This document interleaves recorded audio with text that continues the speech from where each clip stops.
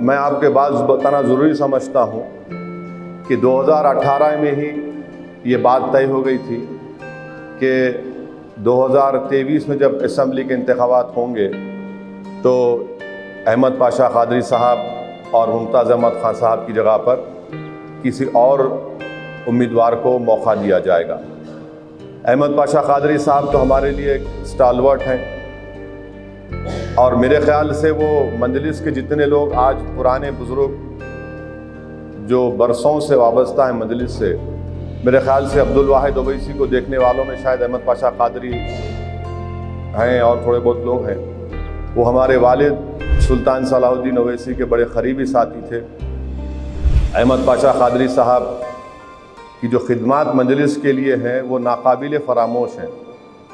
مجھے اچھی طرح یاد ہے کہ میں اور اکبر کہ ہماری عمر ہوں گی 10 یا 11 سال کی، اور اس وقت سے میں اور اکبر ہمارے والد کی جیپ میں بیٹھ کر تلنگانہ کے، اس وقت کے آندھرا پردیش کے ڈسٹرکٹس میں دورہ کرتے تھے۔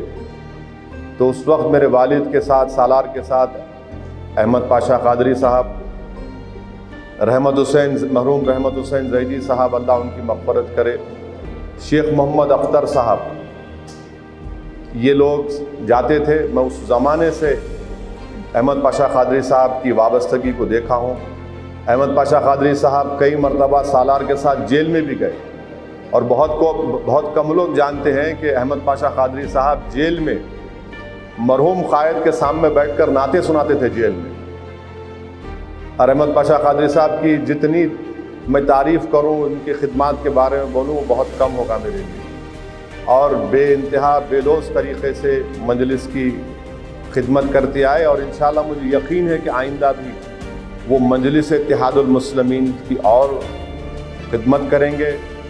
مجھ جیسے کمزور انسان کی وہ رہبری بھی کریں گے، اپنے مشوروں سے مجھے آراستہ کریں گے۔